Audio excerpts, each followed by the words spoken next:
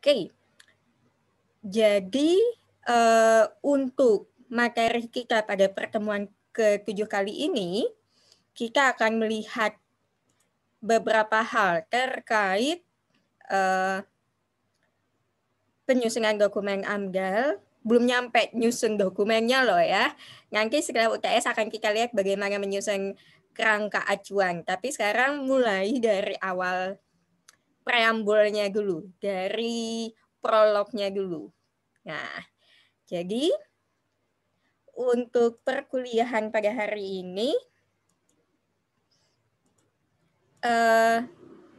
ada 3 hal yang diharapkan setelah mengikuti perkuliahan ini bisa tercapai.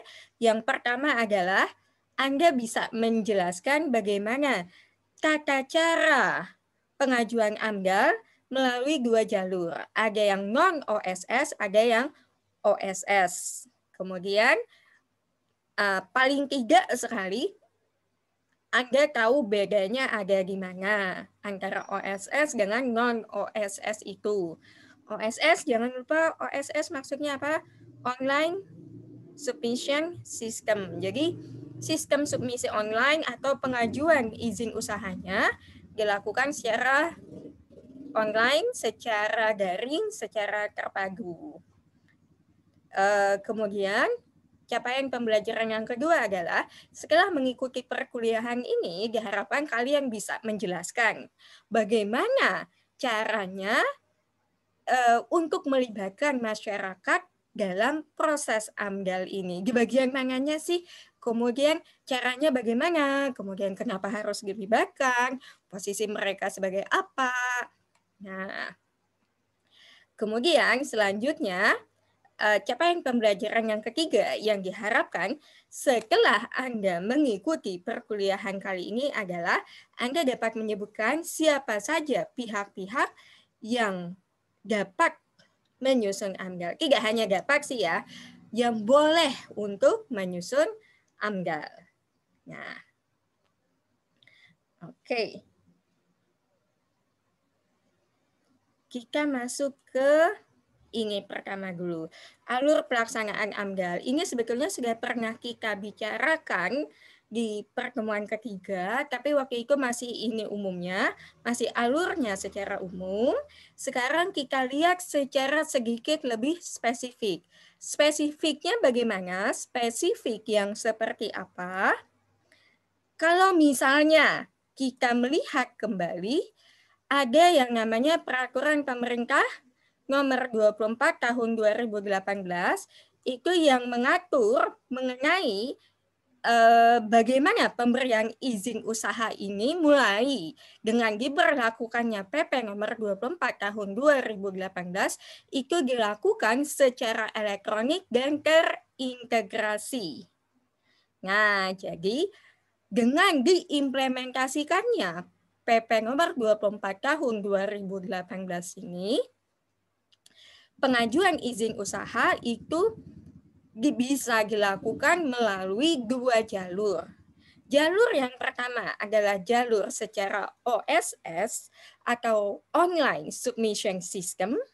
Siapa yang harus mengajukan izin usahanya itu adalah usaha-usaha yang tercantum pada pasal 85 dan juga pada lampiran PP nomor 24 tahun 2018. Nah, usaha-usaha yang tercantum di dalam PP nomor 24 ini itu wajib mengajukan izin usahanya, termasuk juga izin lingkungannya dengan sistem OSS ini. Tapi selain dengan sistem OSS, pengajuan izin usaha itu juga masih ada yang berlaku dengan mekanisme non-OSS, jadi tidak melalui Online Single Submission System.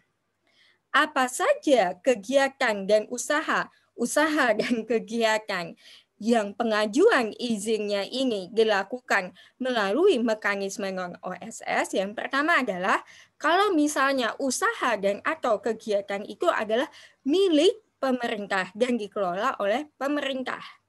Nah, Pemerintahnya loh ya, bukan anak pemerintahnya. Kemudian selanjutnya di dalam PP nomor 24 tahun 2018 ini juga kan dia sudah mencantumkan apa saja usaha-usaha yang kalau mau mengajukan izin usaha itu harus melalui OSS, tapi masih ada beberapa jenis usaha yang masih belum tercantum di dalam PP tersebut. Di pasal 85-nya tidak ada, di lampiran ininya juga tidak ada, di lampiran dari peraturan tersebut. Sambil dicek, saya tidak akan ngasih lihat PP nomor 24 itu gimana ya, kalau saya tidak salah juga sudah saya upload di e-learning Simari, salingan keputusannya, silahkan dicek sendiri di situ. Nah, jadi kalau misalnya klien Anda jenis usaha dari klien kita yang gimana ceritanya kita ini jadi konsultan AMDAL gitu ya. Ternyata jenis usahanya itu tidak tercantum di dalam PP nomor 24 ini. Apakah lalu tidak boleh mengajukan izin usaha? Masih boleh, tapi mekanismenya itu lalu mengikuti non-OSS. Oke? Nah, jadi ada dua ya, kalau misalnya dia tercantum di dalam PP nomor 24 ini, dia masuk OSS. Kalau milik pemerintah atau belum tercantum di PP tersebut, dia ikutnya non-OSS. Kenapa dibedakan? Karena lalu rujukan yang digunakan itu juga sedikit berbeda. Kalau misalnya kita menggunakan sistem OSS, maka beberapa aturan yang digunakan tentu saja adalah PP nomor 24 ini. Kemudian baik sistem OSS maupun non-OSS itu sama-sama masih ada beberapa aturannya yang mengacu kepada PP nomor 27 tahun 2012. Kalau dulu sebelum PP tahun 2018 itu ini kan apa sih namanya diterapkan, diimplementasikan, semua ya mengacunya ke yang tahun 2012 ini. Nah, kemudian untuk sistem OSS untuk bagaimana kita menyusun dokumen AMDAL-nya, kemudian juga bagaimana penilaian dokumen AMDAL tersebut, itu diatur turunan dari PP nomor 24 itu adalah Peraturan Menteri Negara Lingkungan Hidup dan Kehutanan nomor 26 tahun 2018.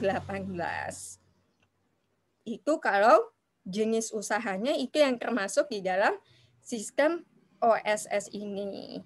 Tapi kalau misalnya jenis usahanya masuknya di dalam sistem yang non-OSS, untuk pengajuan ininya, apa sih namanya? Untuk pengajuan izin usahanya, maka yang digunakan adalah Peraturan Menteri Negara Lingkungan Hidup atau LHK, karena yang namanya Indonesia ya, kementerian itu kadang-kadang suka berubah. Dulu lingkungan hidup, kemudian jadi lingkungan hidup dan kehutanan, dulu Kemenristek-Dikti, sekarang jadi Kemendikbud, dan seterusnya. Tapi yang pasti kalau non-OSS, karena tidak mengikuti OSS yang baru ini, lalu mereka pakainya peraturan-peraturan yang memang sudah existing, yang ada sebelum sistem OSS tersebut diberlakukan. Jadi perbedaan antara OSS dan non-OSS itu salah satunya ya ini tadi ya, peraturan dan undang-undang yang digunakan sebagai acuan itu sedikit berbeda. Nah, dokumennya sendiri juga basically sebetulnya masih sama. Yang namanya OSS maupun non-OSS itu yang namanya dokumen lingkungan hidup itu pasti ada kerangka acuan, ada andalnya, ada RKL, RPL-nya. Cuma masih ingat tidak kalau OSS dulu, kalau non-OSS yang dulu itu pakai untuk kerangka acuan kan berupa uraian. Sementara untuk yang sistem OSS itu bentuknya formulir ya, enggak ya? Kemudian juga formatnya seperti apa. Ini mahasiswa paling suka nanya format saya. Untuk ininya, untuk aturan-aturan yang lebih detail mengenai dokumen ini, acuan yang digunakan juga berbeda. Kalau OSS itu mengacu pada Permen LHK nomor 26 tadi, sementara kalau non OSS ya masih pakai peraturan yang lama sebelum yang sistem OSS ini diberlakukan, yaitu Permen LH nomor 16 tahun 2012. Nah,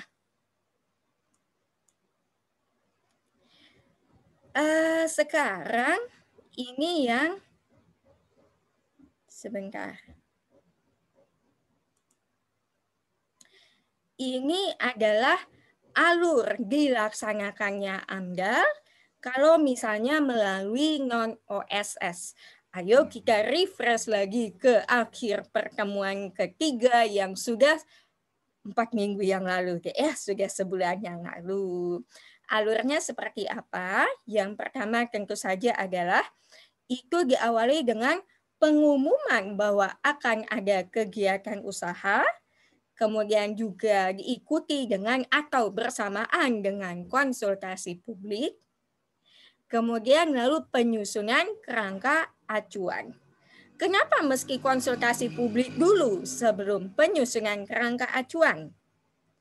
Kenapa Bu kok nggak nyusun kerangka acuannya dulu sih? Kenapa nggak bikin proposal dulu sih?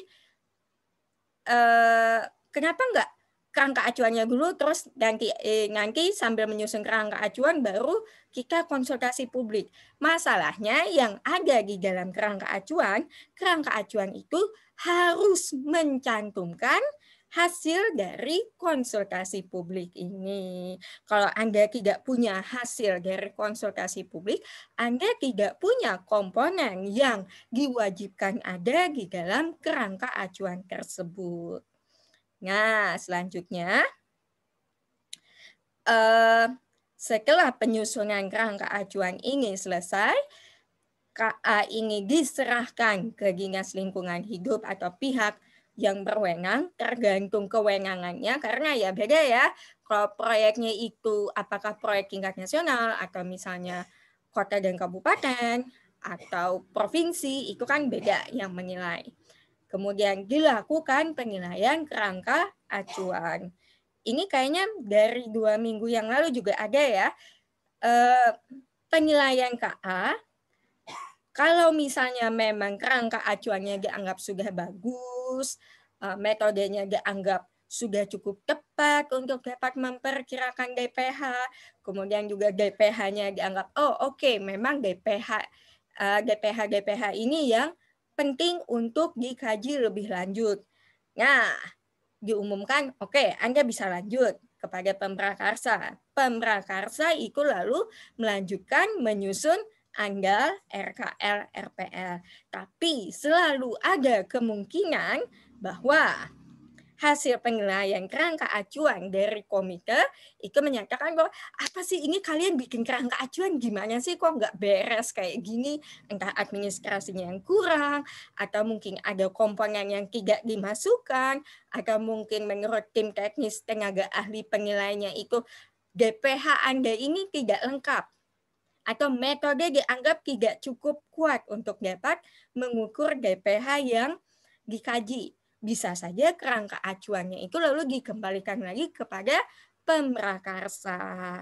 Nah, anyway, mari kita optimis, mari kita menganggap bahwa kerangka acuan kita disetujui.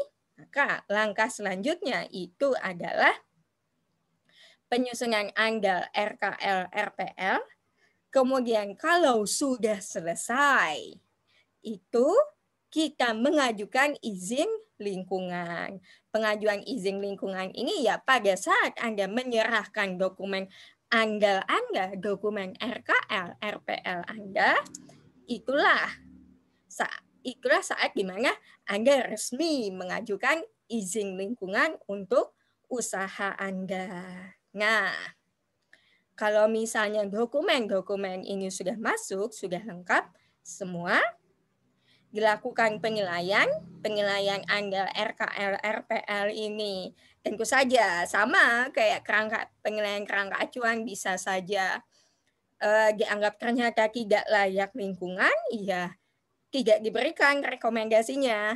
Nah, direkomendasikan untuk tidak dilanjutkan atau dicari alternatif yang lain. Tapi kalau misalnya memang handalnya kajiannya sudah cukup baik, kemudian juga tidak hanya kajian andalnya yang baik, tapi karena melihat berdasarkan kajian andal kami ternyata dampak lingkungannya adalah seperti ini, maka kami mengantisipasi dengan RKL RPL yang seperti ini. Kalau RKL RPL-nya bagus, baru Komisi Penilai AMDAL itu akan menerbitkan surat keputusan kelayakan lingkungan yang menyatakan oke, ini layak secara lingkungan. Kalau surat keputusan kelayakan lingkungannya itu sudah terbit, izin lingkungan sudah terbit, baru muncul izin usaha dan izin-izin yang lainnya. Oke, jadi sebetulnya cukup sederhana ya alirnya kalau digambarkan, kalau dijalani mah tidak sesederhana itu ya. Nah, sekarang itu tadi yang kita lihat itu adalah alur AMDAL dengan jalur non OSS. Jadi yang masih sistem lama. Sekarang kalau misalnya sistemnya itu adalah mengikuti jalur OSS, ini sedikit berbeda. Sedikit berbedanya gimana? Jadi si pelaku usaha ini mengajukan permohonan ke lembaga OSS. Kalau persyaratan administratifnya sudah lengkap, maka lembaga OSS ini akan menerbitkan izin lingkungan dengan komitmen. Nah, di sini udah mulai beda kan nggak ya? Kalau sistem yang non-OSS tadi, itu gimana? Yang non-OSS kan sesudah seluruh proses AMDAL-nya selesai, itu baru bisa mengeluarkan surat izin lingkungan. Izin lingkungannya baru keluar. Tapi kalau jalur OSS, lembaga OSS itu bisa menerbitkan izin lingkungan dengan komitmen. Nah, tapi jangan lalu langsung berpikir bahwa artinya ini udah clear nih, usaha dan kegiatan saya sudah mulai bisa produksi segala macam. Tidak seperti itu. Masalahnya gini,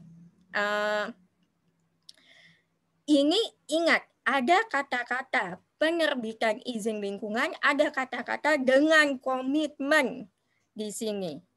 Dengan komitmen, jadi gini, kita janji duluan gitu loh di awal. Kata lembaga OSS-nya, oke, ini saya kasih izin lingkungan, tapi Anda harus berjanji, Anda harus punya komitmen bahwa dalam waktu 30 hari, Anda itu sudah bisa menyerahkan kerangka acuan dari proses AMDAL. Gitu. Dan ini juga jadi izin lingkungan dengan komitmen ini diikuti dengan komitmen dari pelaku usaha atau pemrakarsa bahwa begitu izin lingkungan dengan komitmen keluar dalam waktu 30 hari, mereka sudah bisa menyerahkan dokumen AMDAL. Nah, jadi nggak bisa, dan nyusun AMDAL ini lama loh, dia nyusun AMDAL RKL, RPL ini lama. Nah, jadi, kalau misalnya memang belum betul-betul siap juga agak susah gitu loh. Kemudian selain itu, izin lingkungan dengan komitmen ini juga tidak lalu berarti semua usaha itu bisa dilakukan.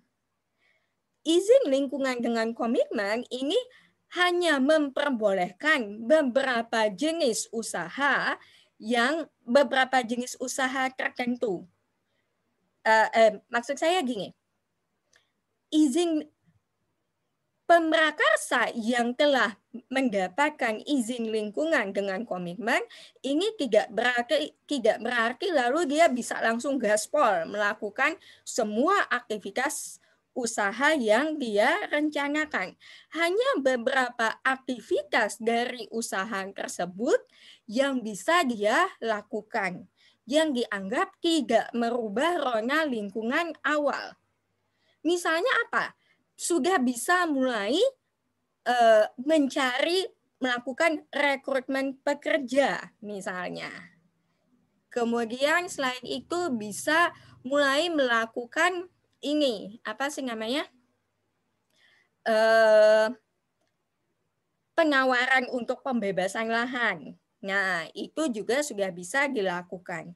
Jadi izin lingkungan dengan komitmen ini tidak sama dengan izin lingkungan. Izin lingkungan yang full itu memang mereka sudah bisa, kalau izin lingkungan yang full kan mereka sudah bisa melakukan semua aktivitas dan kegiatannya. Tapi kalau izin lingkungan dengan komitmen, artinya apa? 1, dalam waktu 30 hari setelah izin lingkungan dengan komitmen ini keluar, mereka sudah harus menyerahkan ANDAL RKL RPL-nya. Sudah harus dapat menyelesaikan ininya, proses AMDAL-nya.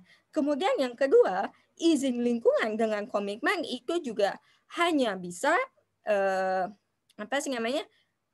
hanya memperbolehkan pemrakarsa untuk melakukan beberapa jenis aktivitas dari usaha dan kegiatan mereka. Jadi belum full 100% semuanya boleh dilakukan gitu loh. Jadi itu salah satu perbedaan yang paling mendasar antara OSS dengan non-OSS. Coba kalau di sini, ini saya ambil gambarnya dari tulisan Mbak yang dua ini, Mbak Kuinga. Kok saya jadi ingat Farah Queen ya? Kuinga dan Fania. Perizinan lingkungan melalui online single submission.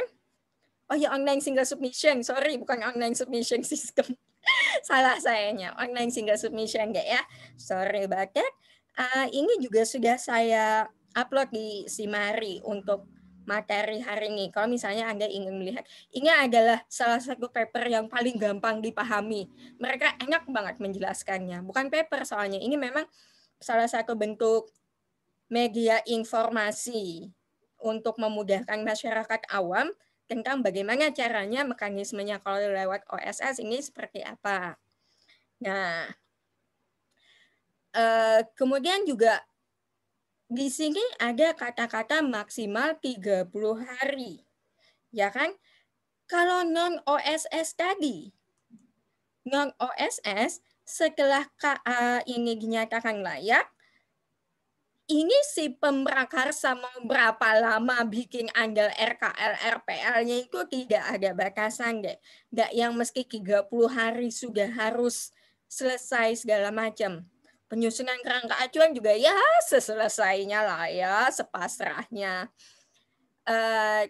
Tapi kalau saya tidak salah, kalau misalnya KA ini sudah disetujui, kemudian dalam jangka waktu 3 tahun, seingat saya 3 tahun, kalau yang non-OSS, setelah 3 tahun dari persetujuan KA itu dikeluarkan, ternyata si pemrakarsa ini entah kenapa gak selesai-selesai bikin ANDAL dan RKL RPL-nya, itu jadi expired persetujuan KA-nya, harus diulang dari awal lagi. Berbeda dengan yang OSS ini. OSS ini memang lebih rigid. Mereka ada batas waktunya 30 harinya itu tadi. Dan seterusnya. Silahkan dilihat. Kalau tidak salah, kemudian juga batas waktu penilaiannya itu maksimal 30 atau 60 hari, dan seterusnya. Silahkan dicek sendiri di dokumen yang saya sudah unggah di Simari itu. Jadi sebetulnya memang tujuan pemerintah itu kenapa ada sistem OSS kayak gini, deh, Ya sebetulnya untuk mempermudah pelaku usaha juga, supaya segala sesuatu itu ada kepastian jangka waktunya gitu loh. Kan nggak enak ya digantung berapa lama dan kita tidak tahu harus menunggu berapa lama, itu sungguh tidak enak deh. Kayak menunggu pengumuman beasiswa misalnya kayak saya dulu. Nah, tapi ya itu tadi, aturannya sedikit lebih ketat. Oke.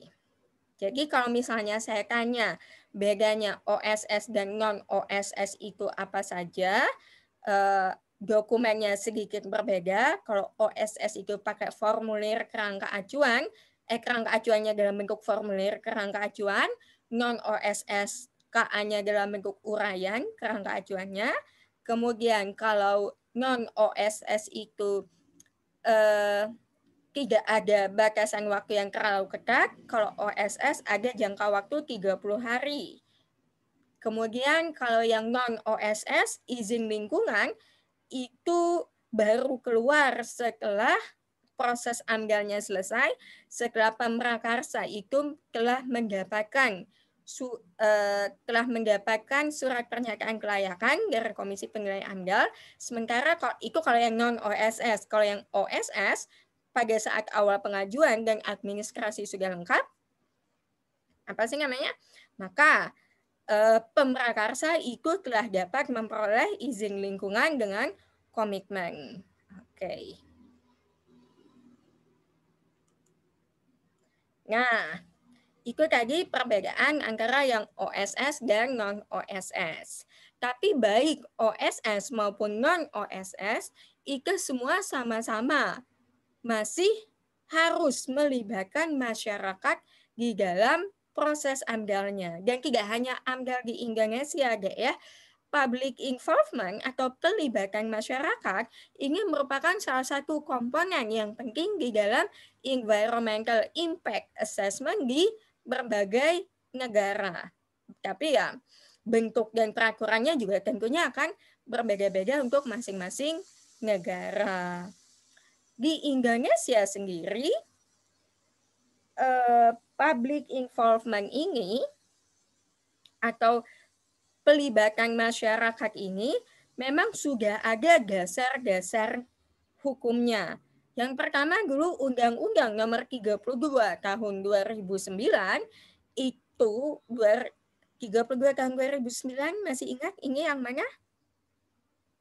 Tentang pengelolaan lingkungan hidup, ya. Yang sekarang digantikan dengan Cipta Karya itu loh. Undang-Undang Nomor 32 Tahun 2009 ini itu sudah menyatakan bahwa di dalam dokumen AMDAL itu pemrakarsa itu wajib memasukkan masukan-masukan dari masyarakat. Kemudian juga di undang-undang tersebut itu sudah menyebutkan bahwa masyarakat itu tidak hanya harus dilibatkan dalam artian mereka memberikan masukan dan tanggapan akan dampak lingkungan yang mungkin terjadi akibat adanya suatu usaha atau kegiatan, tapi juga harus ada wakil masyarakat yang duduk di KPA atau Komisi Penilai AMDAL. Nah, ya mereka yang kena dampaknya masa mereka tidak ikut dilibatkan untuk menilainya, ya kan? Ini menyangkut kehidupan mereka. Ya. Kemudian juga beberapa aturan lain itu juga sudah menyebutkan tentang perlunya pelibatan masyarakat ini. Untuk teknis pelaksanaannya sendiri itu sudah diatur di dalam Peraturan Menteri Nomor 17 Tahun 2012. Nah, tapi sekarang kalau misalnya saya tanya di sini, masyarakat yang dilibatkan dalam AMDAL itu siapa saja sih sebetulnya? Nah, masyarakat yang dilibatkan di dalam AMDAL ini sendiri sudah diatur, sudah disebutkan di dalam Undang-Undang Nomor 32 Tahun 2009 bahwa paling tidak ada 3 golongan masyarakat yang apa sih namanya?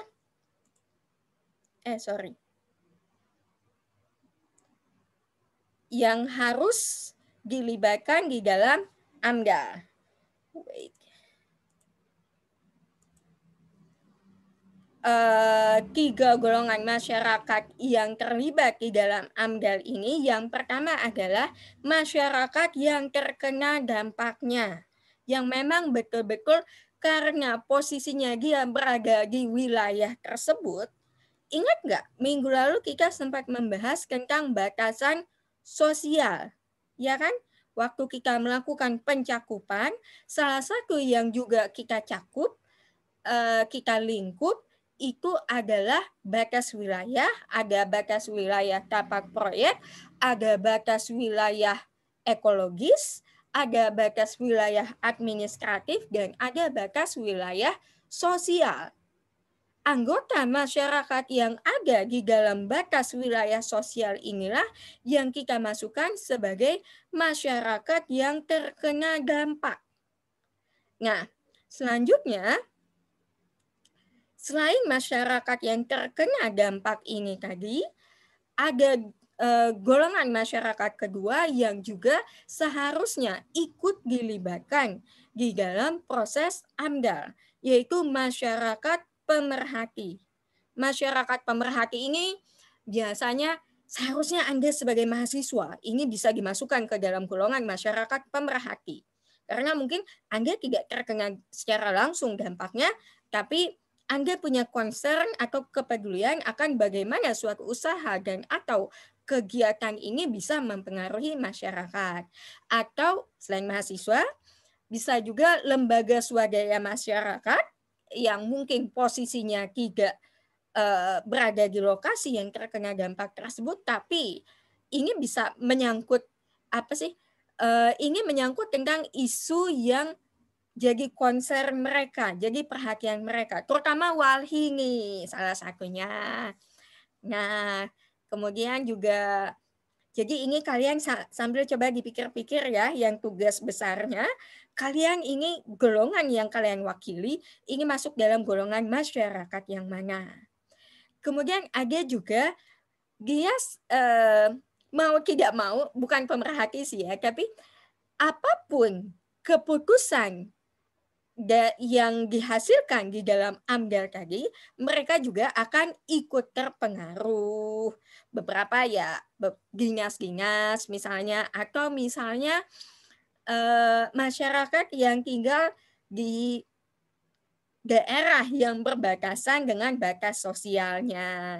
Nah, ini semua diatur dalam Undang-Undang Nomor 32 Tahun 2009 tentang perlindungan dan pengelolaan lingkungan hidup tadi, bahwa paling tidak ada 3 kelompok masyarakat yang harus ikut dilibatkan dalam proses AMDAL.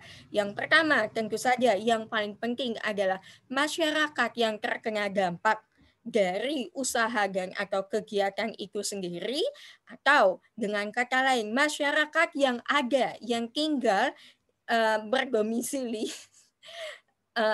yang berada di daerah tapak batas sosial dari proyek kita. Kemudian yang kedua adalah masyarakat pemerhati. Kemudian yang ketiga adalah masyarakat yang bisa saja terpengaruh akibat segala bentuk keputusan dalam proses AMDAL tersebut. Nah,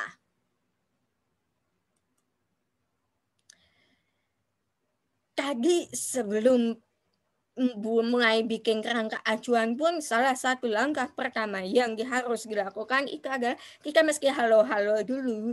Kita mesti memberikan pengumuman kepada masyarakat. Pemrakarsa ini wajib mengumumkan kepada masyarakat. Paling tidak wajibnya nih ya, yang wajib itu paling tidak ada 2. Yang pertama itu dimuat di media cetak bahwa begini loh Bapak, Ibu, Bro, Sis, Bunda, kan akan ada rencana kegiatan begini. Nah, dan itu harus dimuat di koran lokal atau koran nasional sesuai dengan nanti ini kalau berdasarkan penapisan kita tadi, berdasarkan penapisan yang berhak untuk menilai AMDAL-nya itu siapa?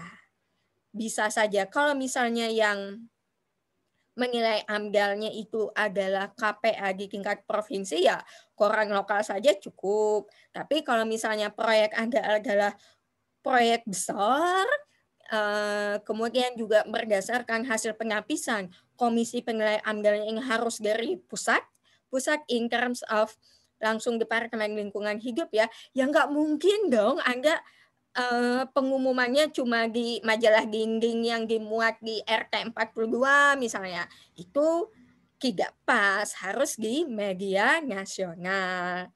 Kemudian juga mengingat akses masyarakat itu mengingat akses masyarakat ke koran itu juga masih terbatas, apalagi ini ya udah pada pegang gadget semua. Ini jangan-jangan ada yang sudah berbulan-bulan tidak pernah lagi pegang koran fisik ya. Bapak Ibu saya masih loh pakai koran fisik ya, pagi mereka membaca koran. Kami tidak berhenti langganan koran karena kata ibu saya kasihan tukang korannya, nanti tidak ada lagi yang langganan sama dia. Selain di dalam media cetak koran tersebut, pengumuman kepada masyarakat ini juga wajib dibuat dalam bentuk papan pengumuman yang mudah dilihat oleh masyarakat. Key point on mudah dilihat. Kalau misalnya Anda bikin pengumuman tapi disembunyikan atau pakai tinta rahasia yang tidak bisa kelihatan, ya buat apa bikin pengumuman atuh? Nah, papan pengumuman yang mudah dilihat oleh masyarakat, jadi paling tidak masyarakat ya, terutama sekali masyarakat golongan 1 tadi, yang terkena langsung oleh dampaknya itu bisa melihat mengenai pengumuman adanya kegiatan yang memerlukan AMDAL ini. Nah, selain 2 yang wajib ini, ada beberapa media lain yang juga dapat digunakan untuk memberikan pengumuman kepada masyarakat. Bisa brosur atau pamflet, kemudian juga pakai iklan di TV, website, dan seterusnya. Tapi ini sifatnya opsional. Yang wajib yang diatur dalam undang-undang itu yang 1 dan 2 ini. Nah, sekarang pengumumannya isinya apa aja ya? Oke, jadi muatan yang harus disebutkan di dalam pengumuman tersebut, muatannya apa saja, ini siapa yang punya proyek, pemrakarsanya siapa, kemudian rencana atau usaha kegiatannya itu mau gimana, jenis usahanya itu seperti apa, produk yang dihasilkan apa, kemudian harus transparan dari awal bahwa begini loh ada dampak yang mungkin timbul, dampak potensial yang akan timbul supaya masyarakat lebih aware, karena kadang-kadang kalau kita tidak dikasih tahu duluan dampaknya itu seperti apa, kita lalu oh ya udah emang kenapa gitu loh ya kan. Nah, kemudian juga harus dikasih tanggal. Jangan sampai ada masyarakat yang lihat, tapi ternyata pengumuman itu sudah peninggalan zaman purbakala, misalnya pengumumannya aja masih dalam bentuk prasasti, gak mungkin lah ya. Tapi penanggalan itu penting, tanggal pengumuman itu dipasang, kemudian juga jangka waktu untuk paling lambatnya kapan. Nah, kemudian tentu saja informasi yang tidak boleh ketinggalan itu juga, misalnya nih Anda sudah lihat pengumumannya, terus Anda sebagai masyarakat yang terkena dampak lalu mikir, oh ya harusnya ini kayaknya ikut mempertimbangkan ini deh, tapi saya ngasihnya kemana? Nah, jadi si pemrakarsa itu juga harus mencantumkan nama dan alamat pemrakarsa atau instansi terkait, dalam hal ini biasanya adalah Dinas Lingkungan Hidupnya, kemana masyarakat bisa memberikan SPT mereka. SPT di sini adalah saran, pendapat, dan tanggapan, bukan yang SPT pajak itu, ya. Oke, sebentar,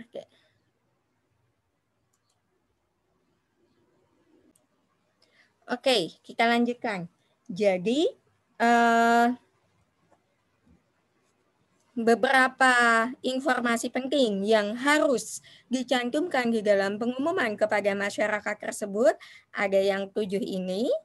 Kemudian medianya apa saja yang wajibnya, yaitu tadi surat kabar maupun papan pengumuman, kemudian juga media pendukung lainnya.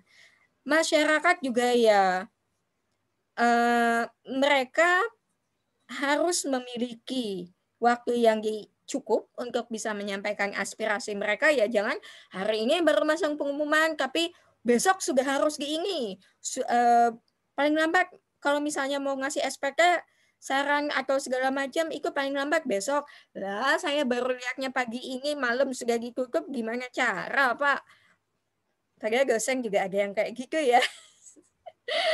Tidak ada angin, tidak ada apa-apa, tahu-tahu ada tugas bikin makalah 20 halaman paling lambat 2 hari kemudian. Udah, begitulah nasibmu wahai mahasiswa.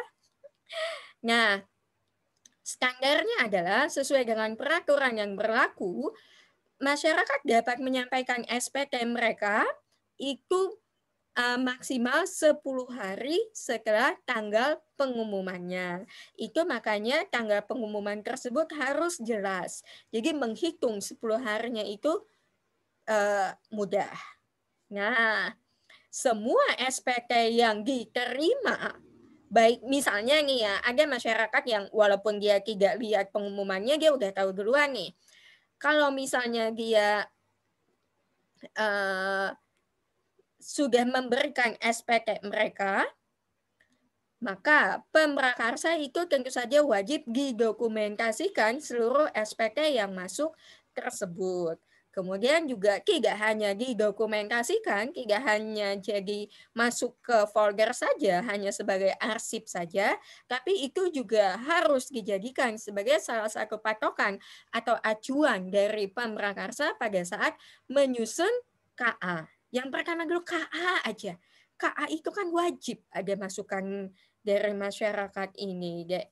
Nah, misalnya, Bu, boleh nggak SPT-nya ini misalnya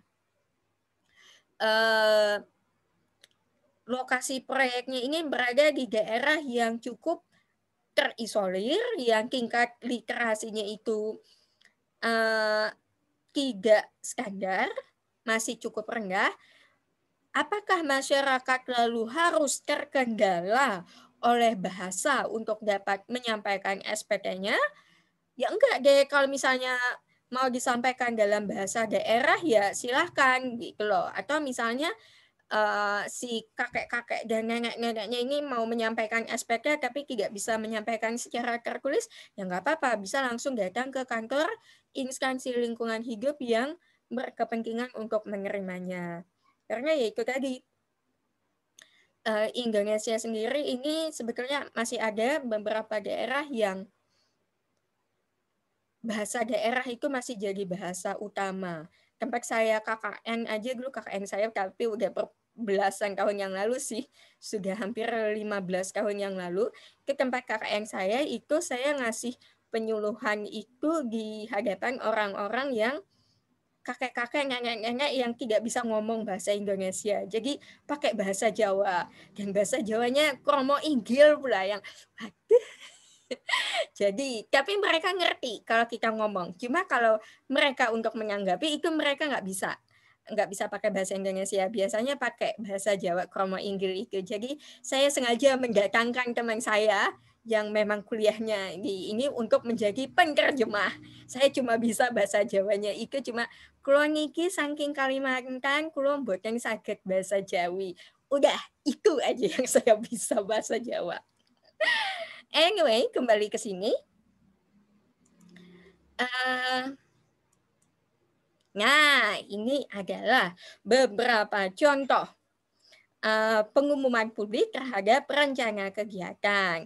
Ini adalah contoh pengumuman yang dipasang di koran, kemudian juga ini yang wajibnya. Kemudian juga karena sepertinya sekarang ini sebagian besar masyarakat itu lebih memilih versi digital, maka kalau misalnya koran tersebut juga ada versi digitalnya, ini Serambi News ini kalau saya tidak salah korannya Aceh kan ya? Oh iya, Kabupaten Aceh Besar. Ini juga salah satu contohnya. Kemudian ini yang di sini adalah pengumuman kepada masyarakat dalam bentuk papan pengumumannya. Ditulisnya biasa aja gak ya, nggak usah pakai kaligrafi yang hurufnya diukir-ukir segala macam gitu, capek bacanya. Nah, bisa dilihat di sini bahwa ini apa sih yang mau dilakukan. Kemudian yang melakukan siapa di sini? Pemkab melalui Dinas Pekerjaan Umum. Dari mana sampai ke mana? Kemudian, nah dampaknya di sini disebutkan. Perubahan kualitas lingkungan nggak usah misalnya mikirin, Bu, gimana kan kita belum melakukan analisis DPH segala macam, ya tidak usah terlalu ini juga nggak apa-apa deh. Yang pasti kan kita tahu bahwa itu akan menyebabkan perubahan lingkungan. Di situ juga bisa disebutkan yang umum seperti itu saja juga bisa disebutkan. Apalagi juga soalnya kalau terlalu terperinci juga masyarakat awamnya juga malah akan kebingungan gitu. Ini maksudnya apa toh? Peningkatan kadar total fosfor ini maksudnya apa? Apa hubungannya dengan kami gitu loh. Ya kan? Beda dengan kalau misalnya Anda tulis perubahan kualitas perairan. Nah, mereka lebih paham.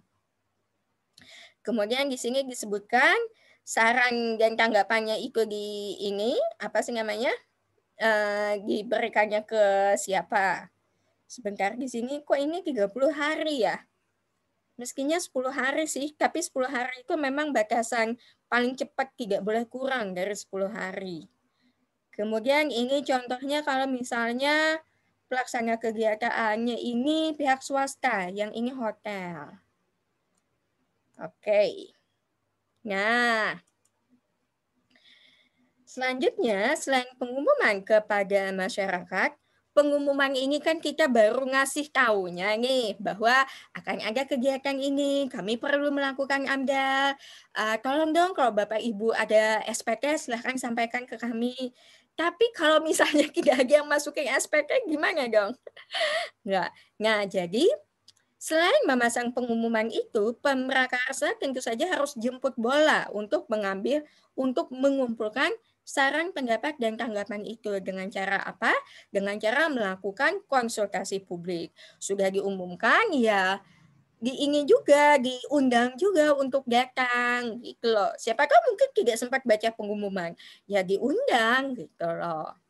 Nah, pada saat melakukan konsultasi publik, beberapa hal yang harus disampaikan itu adalah pemrakarsanya siapa. Hampir sama dengan ini tadi. Apa sih namanya? Hampir sama dengan pengumuman publik tadi. Cuma kalau pengumuman publik tadi kan karena kita apa sih namanya? Kita lebih pasif ya. Kita tunggu sampai mereka ngumpul ke kita. Kalau konsultasi publik ini kan kita kumpulkan bareng-bareng gitu loh. Makanya nggak ada komponen tanggal paling lambatnya di sini kapan. Karena penjaringan saran dan pendapat dan tanggapan masyarakatnya ya pada saat ini tadi, pada saat kita melakukan konsultasi publik ini tadi. Konsultasi publiknya bisa dalam bentuk lokakarya, FGD, atau focus group discussion, bisa seminar, temu warga, dan ya intinya adalah apa saja yang dirasa cukup efektif untuk memungkinkan komunikasi secara dua arah. Ingat, komunikasi adalah kunci. Nah, kemudian siapa sih yang harus melakukan ini? Pemrakarsa deh. Kliennya kita yang harus punya tanggung jawab untuk melakukan ini. Bisa sebelum, bersamaan, atau setelah pengumuman publiknya. Dan seperti yang sudah disebutkan tadi, sesuai dengan Undang-Undang Nomor 32 Tahun 2009, maka paling tidak yang hadir itu nanti ada berasal dari 3 kelompok masyarakat. Apa saja? Yang pertama adalah yang terkena dampak, golongan kedua adalah pemerhati, masyarakat pemerhati. Kemudian yang ketiga, masyarakat yang terpengaruh atas segala keputusan yang diambil dalam proses amdalnya. Nah, si pemrakarsa ini bertanggung jawab untuk melaksanakannya, tapi tentu saja dia harus berkoordinasi dengan instansi terkait dan tokoh masyarakat.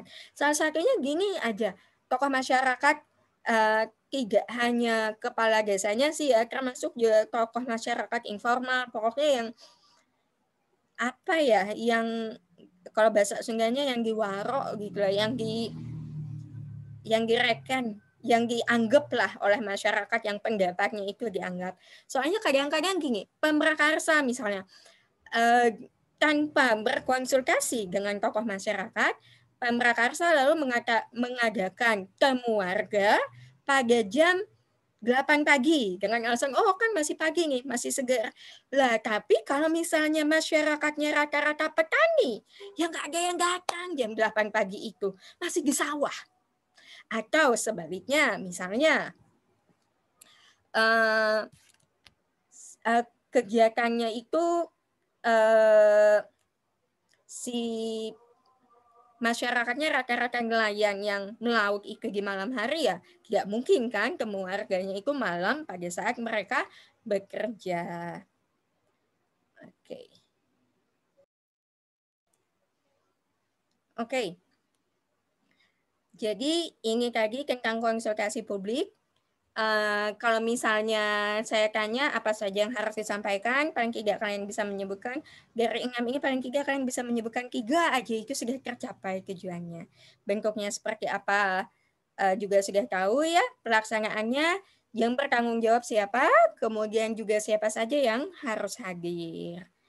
Nah, ini adalah contoh dari pelaksanaan konsultasi publik. Jadi ini bisa dilihat di sini, ini diharapkan bahwa memang masyarakat yang terkena dampak secara langsung ini ikut berhadir dalam forum konsultasi publik ini supaya bisa menyampaikan saran, pendapat, dan tanggapan mereka atas rencana usaha dan atau kegiatan tersebut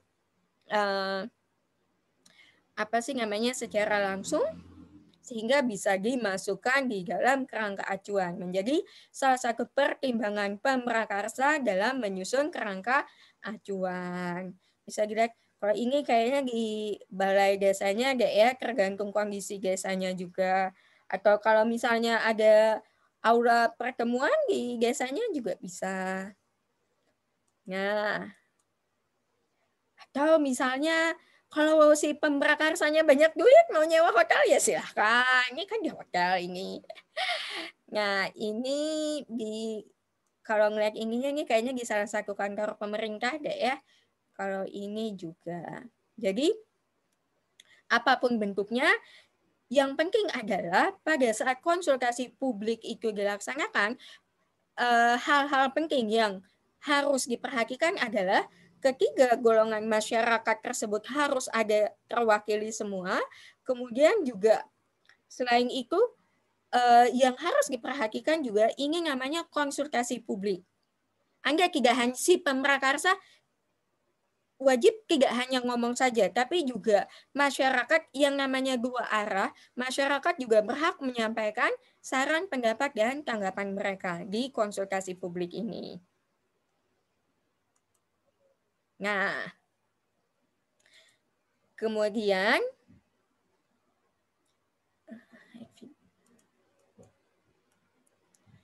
sekarang apa saja yang dilakukan pada saat dilakukan konsultasi publik ini?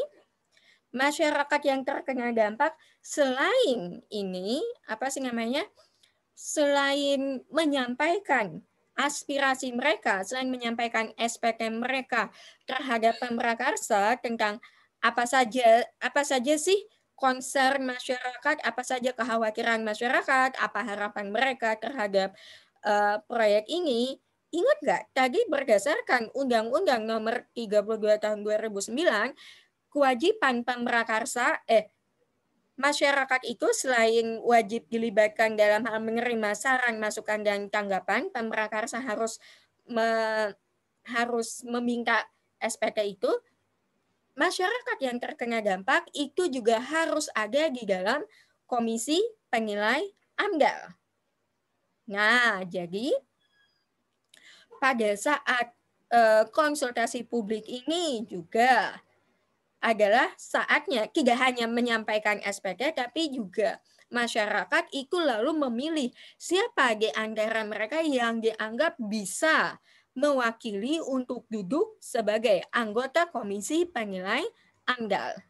Jadi yang memilih ya masyarakat sendiri, bukan pemrakarsa. Jangan pemrakarsanya asal tunjuk aja siapa yang datang itu yang ditunjuk. Atau misalnya si pemrakarsa udah punya kolega duluan, udah punya keluarga duluan, lalu ya udahlah supaya gampang nanti prosesnya mereka yang ditunjuk oleh pemrakarsa. Tidak boleh seperti itu. Jadi pada saat konsultasi publik ini, masyarakat itu lalu memilih siapa di antara mereka yang duduk sebagai anggota komisi penilainya. Berapa banyak jumlahnya itu tidak ada aturan yang baku bahwa apa sih paling banyak 3 orang gitu loh, atau minimal 2 orang, tapi dianggap proporsional, ditetapkan secara proporsional.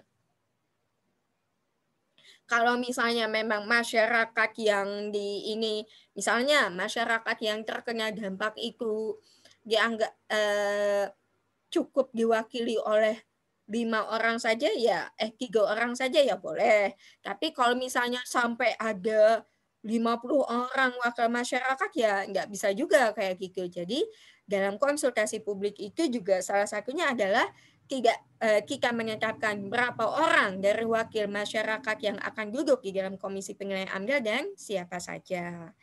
Nah, kemudian kalau misalnya di konsultasi publik itu tadi sudah diputuskan berapa orang dan siapa saja wakil masyarakatnya ini, siapa saja wakil masyarakat yang akan duduk di komisi penilaian AMDAL, maka pemrakarsa itu lalu wajib untuk menyampaikan hasil pemilihan ini ke sekretariat komisi penilai AMDAL. Ini biasanya di Dinas Lingkungan Hidupnya lalu lapornya ke situ bahwa Bapak ini dan Ibu ini sama Mas dan Mbak ini yang nanti akan mewakili dari masyarakatnya. Nah, kalau misalnya sudah terpilih, para wakil masyarakat ini tentu saja jangan lalu nggak mau lagi ngobrol sama tetangga-tetangga, jangan sama rekan-rekan masyarakatnya. Tapi karena mereka mewakili, menyampaikan aspirasi, menjadi penyambung lidahnya. Jadi tentu saja para wakil masyarakat ini harus berkomunikasi secara rutin dengan masyarakat yang dia wakili. Nanti apa saja nih yang mau disampaikan, apa yang saya nggak boleh lupa untuk ngomong nanti dan seterusnya. Dan aspirasi masyarakat yang mereka wakili inilah yang lalu harus mereka sampaikan pada saat sidang atau rapat penilaian AMDAL-nya. Begitu deh ya. Jadi jangan lupa pelibatan masyarakat di dalam proses AMDAL itu pertama adalah masyarakat itu memberikan SPT, saran, pendapat, dan tanggapan yang harus didokumentasikan dan dijadikan sebagai acuan oleh pemrakarsa dalam menyusun kerangka acuan. Kemudian juga pelibatan masyarakat yang kedua adalah harus ada wakil masyarakat yang duduk di dalam komisi penilai AMDAL. Sehingga pada saat dokumen AMDAL yang diajukan oleh yang diajukan oleh pemrakarsa itu dinilai oleh komisi penilai AMDAL-nya, suara masyarakat ini tetap sampai gitu loh, tidak terputus. Begitu. Jadi misalnya pemrakarsa sudah mencantumkan nih di dalam KA SPT-nya adalah seperti ini.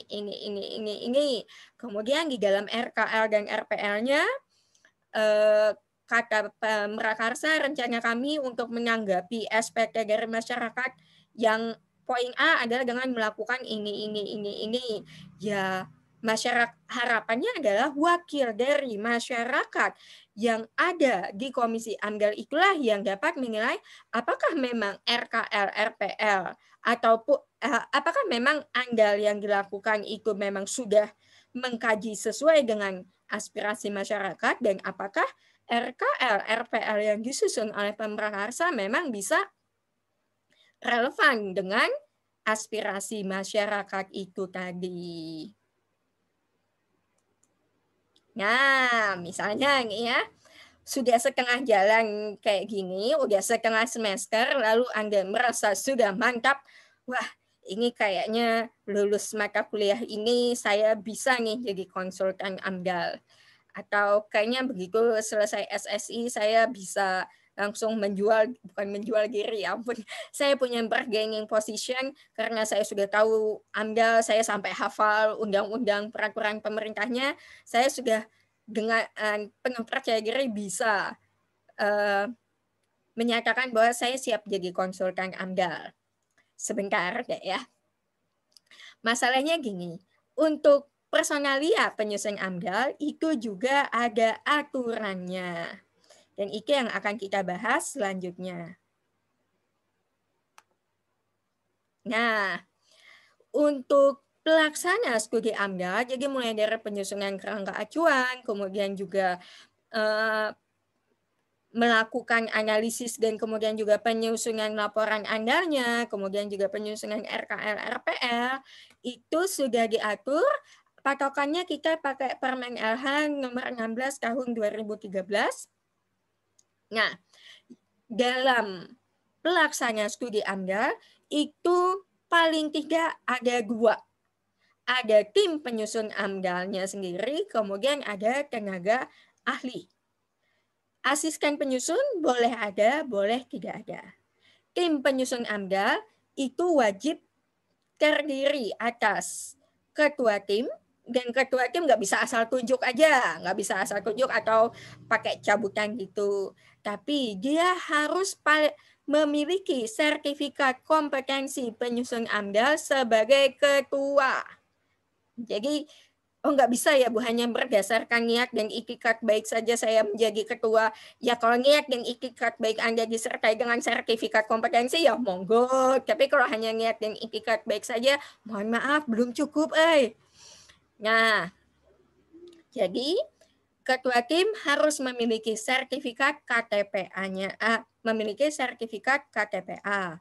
Sertifikat KTPA ini ada LSP, ada lembaga sertifikasi profesi yang mengeluarkannya. Jadi ada pelatihannya, kemudian setelah pelatihan ada ujiannya. Kemudian selain ketua tim, namanya juga ada ketua, pasti ada anggotanya. Kalau Anda hanya jadi ketua tapi tidak punya anggota, ya Anda single fighter itu.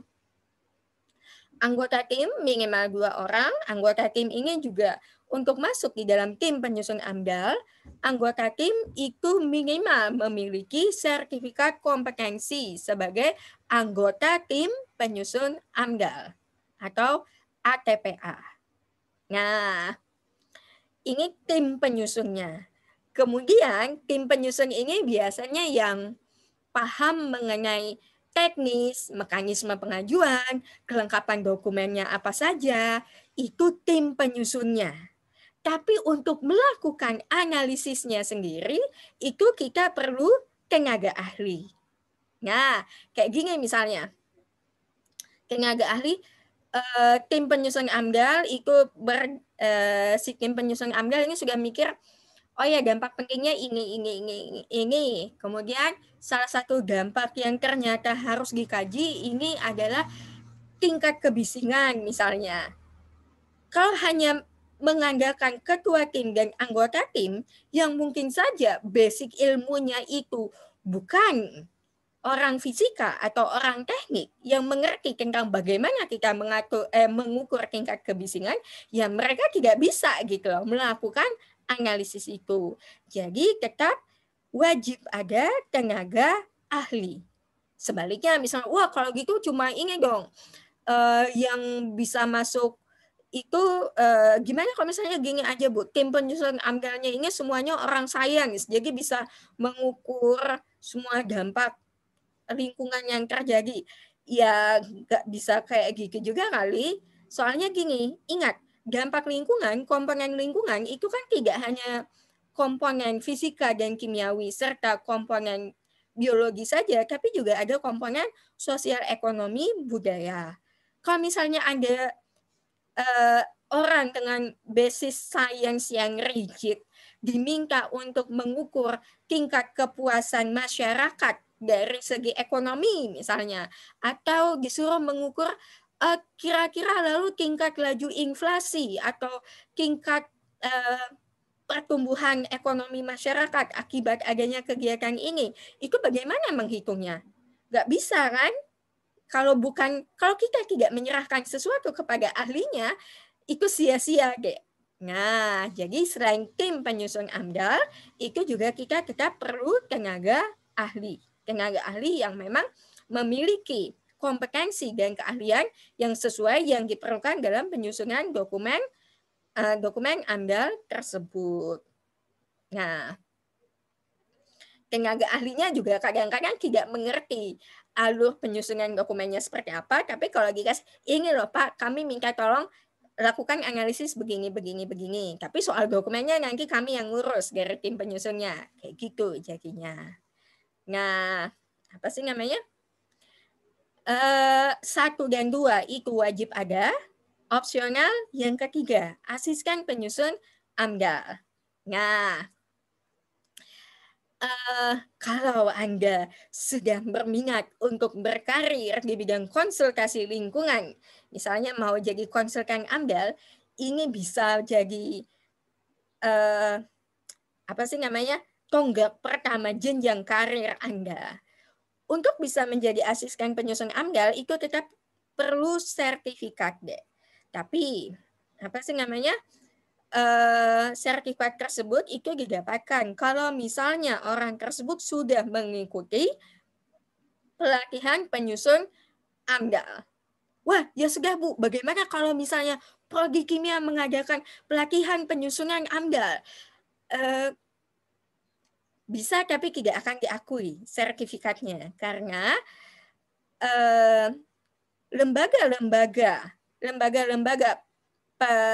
lembaga-lembaga penguji kompetensi yang sertifikatnya diakui itu hanyalah lembaga-lembaga yang sudah terregistrasi di Kementerian Lingkungan Hidup. Jadi hati-hati deh ya, takutnya gini, kalian diiming-imingi ini ikut pelatihan sekian juta, tapi ternyata lembaga pelatihannya itu tidak terregistrasi di KLH.